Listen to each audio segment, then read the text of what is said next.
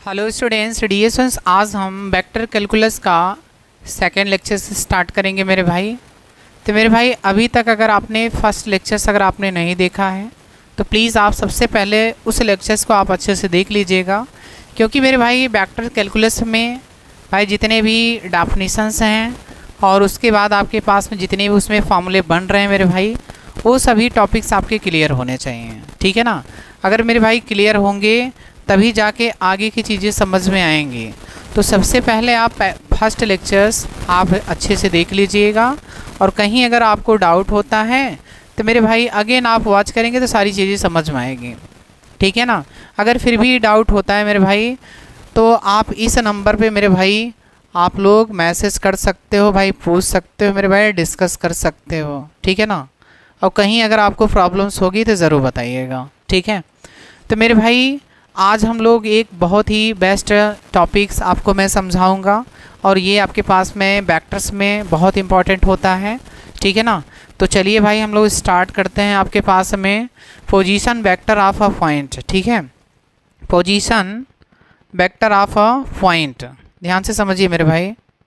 आपके पास में आपके पास में क्या है भाई, ध्यान से देखो।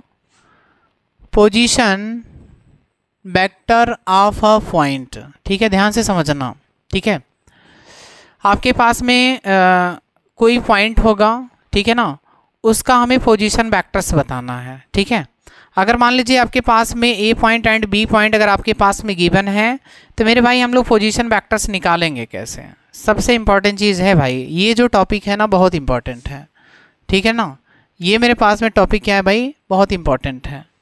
तो पोजीशन वेक्टर समझने के लिए मेरे भाई ध्यान से समझिएगा।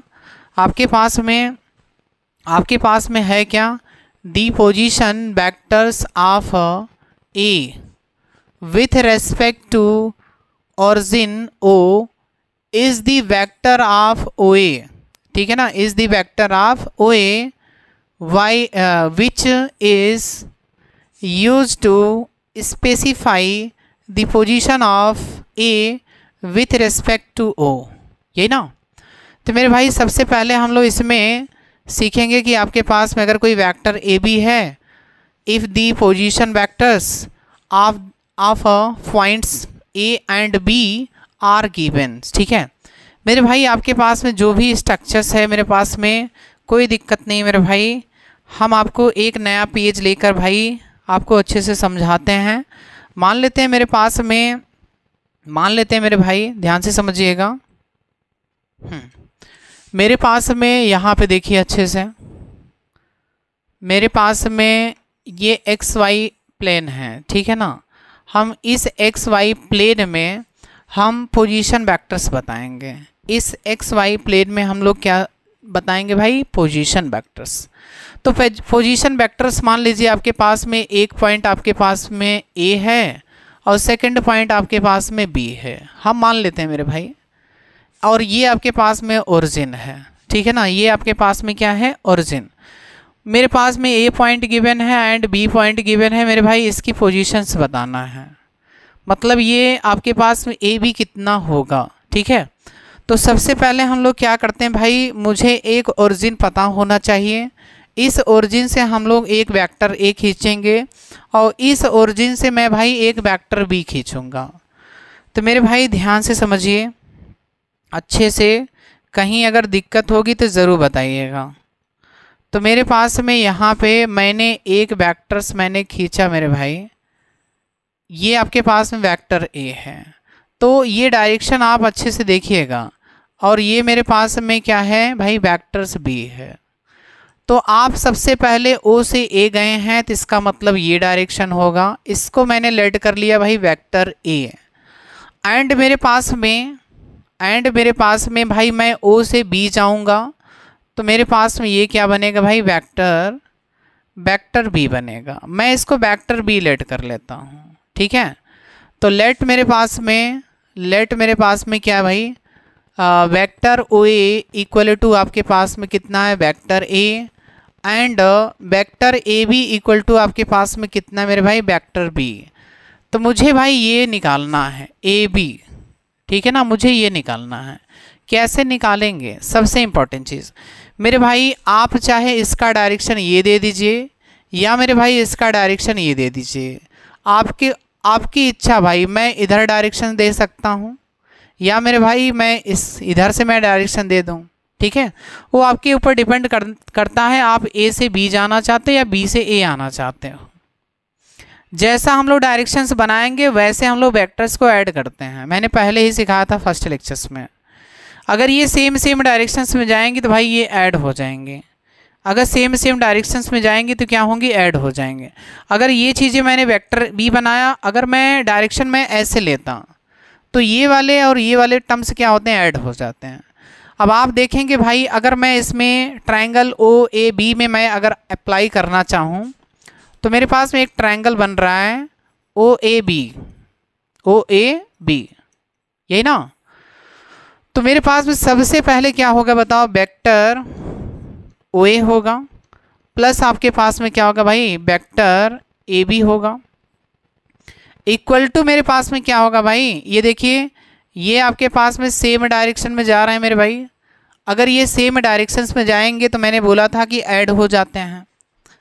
अगर इसके जस्ट अपोजिट गए तो आपके पास में क्या होगा, नेगेटिव हो जाएगा। या मेरे पास में भाई इक्वल भी लिख सकते हैं, वेक्टर ओ बी। तो मुझे वेक्टर ए बी चाहिए, वेक्टर ओ ए की वैल्यू आपके पास में कितनी है, वेक्टर ए है सर, ठीक है। या मैं इसको ऐसे भी लिख सकता हूँ, vector A B equal to, vector A B equal to आपके पास में कितना मिल गया भाई, vector O A minus vector O B minus vector O A. मेरे पास में ये भाई एक फार्मूला बना, ठीक है ना, पोजीशन वेक्टर्स का। तो vector A B equal to क्या होगा, vector O B minus vector O A.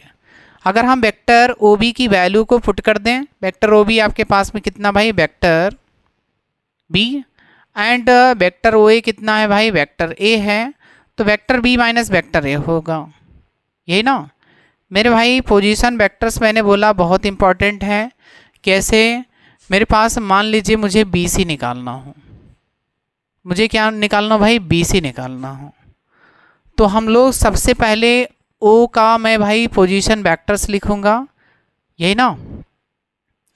तो मेरे पास में वेक्टर ओ सी माइनस कितना हो जाएगा मेरे भाई, वेक्टर ओ बी। यहाँ पे थोड़ा सा देखिए, अगर ये ए बी था तो सबसे पहले बी आया था, उसके बाद क्या आया भाई, ए आया। तो सबसे पहले ओ सी लिखेंगे और फिर मेरे पास में ओ बी लिखेंगे। अगर मान लीजिए मेरे पास में सी डी होता तो, अगर मान लेते हैं मेरे पास में सी डी होता तो सर हम लोग लिखते हैं vector O D minus vector O C.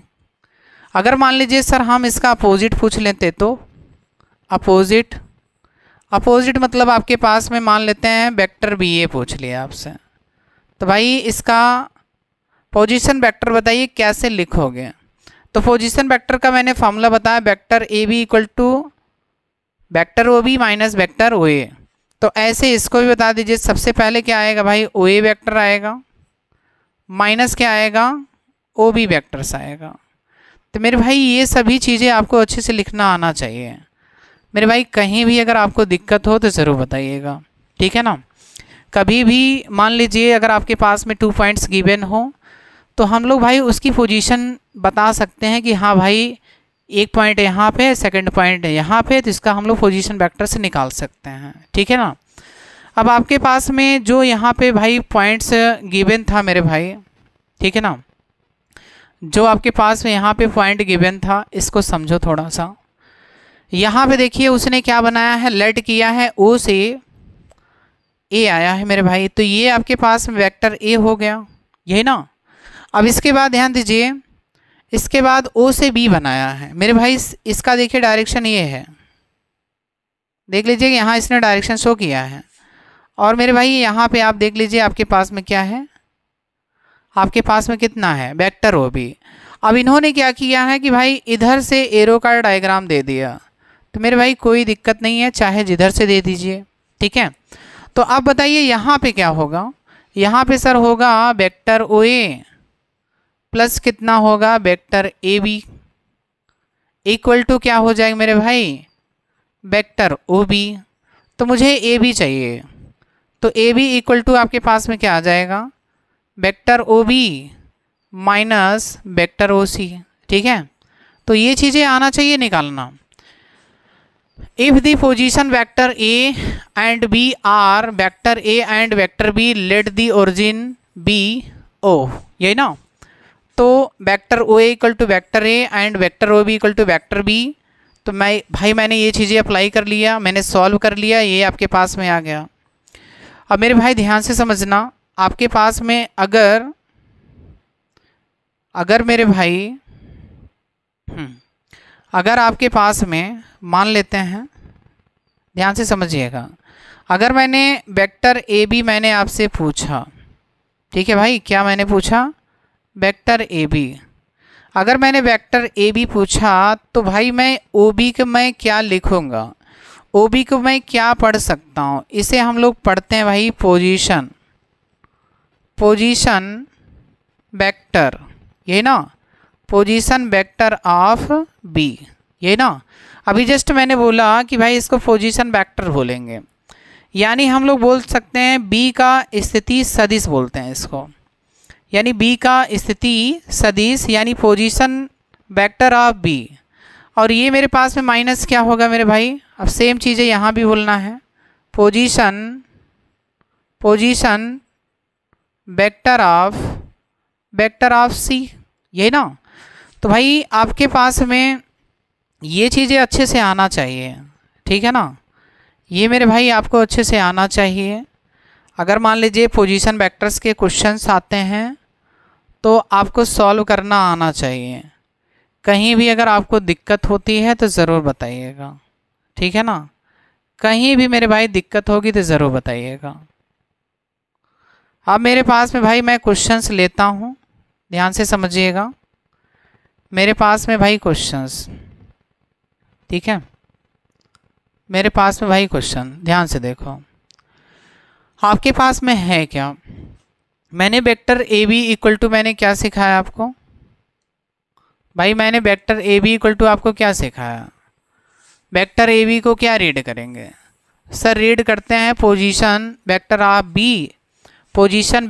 B minus position vector of A, ठीक है ना।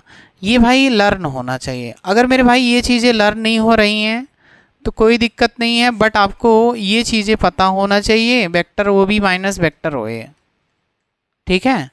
तो पोजीशन वेक्टर आपको अच्छे से समझ में आ गया होगा।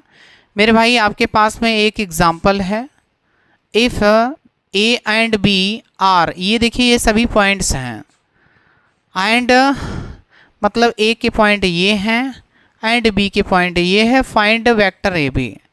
तो अगर उसने बोला कि भाई वेक्टर ए बी आप फाइंड करो, तो इसका मतलब आपके पास में दिमाग में ये चीज़ें आना चाहिए, तो वेक्टर ओ बी माइनस का वेक्टर ओ ए, ठीक है ना। अब इसके बाद देख लीजिए वेक्टर ए बी का मतलब होता है position vector of B minus position vector of ए।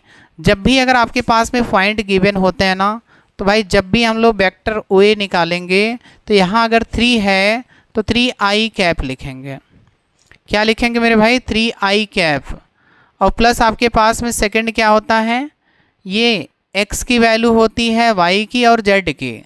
तो सबसे पहले xi cap plus yj cap plus zk cap, तो मेरे पास में कितना हो जाएगा 4j cap plus 5k cap, ठीक है ना। अब इसके बाद मेरे पास में वेक्टर ओ बी कितना होगा मेरे भाई, वेक्टर ओ बी कितना होगा 6i कैप हो जाएगा plus 8j cap plus 9k cap. मेरे भाई इनमें से इसको माइनस कर दीजिए, तो 6 में से ये 3 माइनस जाएगा तो आपके पास में कितना मिलेगा 3i कैप। 8j में से भाई 4k माइनस करेंगे तो 4j कैप आ जाएगा, और 9k में से भाई मैं 5k माइनस करूँगा तो आपके पास में कितना आएगा 4k आ जाएगा, और यही मेरे पास में आंसर हो जाएगा, ठीक है ना। तो बताओ ये चीज़ें समझ में आया कि नहीं भाई, पोजीशन वेक्टर्स कैसे निकालते हैं, ठीक है ना। तो भाई अच्छे से आना चाहिए, कहीं अगर आपको दिक्कत हो पोजीशन वेक्टर्स में, ठीक है, तो मेरे भाई ज़रूर बताइएगा। लेकिन हाँ, आप लेक्चर्स को आप अच्छे से देखिए, कहीं आपको प्रॉब्लम्स नहीं आएगा। मेरे भाई आपके पास में एक रेशियो फार्मूला होता है। मैं सिर्फ और सिर्फ मैं भाई आपको रेशियो फार्मूला सिखाऊंगा। अगर मान लीजिए कहीं अगर क्वेश्चंस में अगर यूज होगा मेरे भाई, कहीं भी अगर आपके पास में क्वेश्चंस में यूज होगा तो भाई हम लोग क्वेश्चन में भाई हम लोग यूज कर लेंगे, यही ना मेरे भाई, हम लोग क्वेश्चन में यूज कर लेंगे। ठीक है, क्वेश्चन में भाई हम लोग यूज कर सकते हैं, इस बात को ध्यान दीजिएगा। ठीक है, तो आपके पास में रेशियो फार्मूला है क्या मेरे भाई? रेशियो फार्मूला है क्या? ध्यान से समझिएगा, हम लोग सिर्फ और सिर्फ फार्मूले सीखेंगे। To find the position vector of the points which divides the line joining two given points. ठीक है, आपके पास में ए है एंड बी है, 2 पॉइंट्स हैं। एक मेरे पास में ए पॉइंट है, मेरे पास में बी पॉइंट है, एंड पॉइंट सी डिवाइड्स। इसका मतलब ए बी को, ये जो सी वाला पॉइंट है ना, इसको ये डिवाइड कर रहा है। मतलब ए बी को भाई किस में डिवाइड कर रहा है? In the ratio of M ratio N, मतलब एम और एन में वो डिवाइड कर रहा है। ठीक है ना, आपने सेक्शन फार्मूला सीखा होगा, यानी कोऑर्डिनेट ज्योमेट्री में। ठीक है ना, क्लास 10th में सेक्शन फार्मूला सीखा होगा मेरे भाई, उसी से रिलेटेड है। तो मेरे पास में m1 x2 होता था, m1 x2 plus m1 x2 plus आपके पास में m2 x1 upon m1 plus m2। तो सेम यहाँ भी वही चीज़ है। ठीक है, सेम यहाँ भी वही चीज़ है मेरे भाई। अगर मेरे पास में m रेशियो n में डिवाइड कर रहा है तो मुझे एक ओरिजिन मानना पड़ेगा। ओरिजिन मुझे एक मानना पड़ेगा। एक मेरे लाइन है मेरे पास में ए बी लाइन है मेरे पास में, और इसमें एक ऐसा सी पॉइंट जो है जो m रेशियो n में डिवाइड करता है। अगर ये रेशियो डिवाइड कर रहा है तो इसका मतलब मेरे भाई आप चाहे ओ पॉइंट आप नीचे मान लो, चाहे मेरे भाई ऊपर मान लीजिए, कोई दिक्कत नहीं है। तो ये बताओ, जब जहाँ हम लोग ओरिजिन मानते हैं, जहाँ पे ओरिजिन लेट करेंगे तो वहाँ से हम लोग वेक्टर खींचना स्टार्ट करते हैं। तो ये आपके पास में क्या होगा? वेक्टर ए हो जाएगा, यही ना। और यहाँ से अगर हम लोग भाई खींचेंगे तो ये आपके पास में क्या होगा? वेक्टर बी होगा। अब मुझे ये वाला पॉइंट मुझे चाहिए, यानी वेक्टर ओ सी चाहिए मेरे भाई। ठीक है ना, ये मुझे चाहिए। ठीक है, अब भाई चाहे आप इसको आर लेट कर लीजिए, चाहे कुछ भी लेट कर लीजिए, तो मेरे पास में फार्मूला क्या बनेगा? ध्यान से समझो। मेरे पास में अगर मैंने लेट किया भाई, तो सबसे पहले देखिए जो यहाँ पे रेशियो गिवन है m रेशियो n में है, तो मेरे पास भाई ये इसका कंप्लीट सॉल्यूशन गिवन है। ठीक है, तो मैं भाई क्या करूँगा? सिर्फ और सिर्फ भाई मैं फार्मूले में आपको बताऊँगा, ध्यान दीजिएगा। मेरे पास में भाई, हाँ यहाँ पे देख लीजिए, तो वेक्टर ओ सी आपके पास में कितना आ गया भाई? ध्यान से देखिए, वेक्टर आपके पास में ओ सी कितना है? वेक्टर ओ सी आपके पास में कितना है? Vector O C equal to आपके पास में है sir m into vector B plus n into vector A upon m plus n। जैसे मैंने भाई सेक्शन फार्मूला में मैंने आपको सिखाया था कि आपके पास में क्या था? आपके पास में सर, आपके पास में है क्या था भाई? ध्यान से देखो, आपके पास में m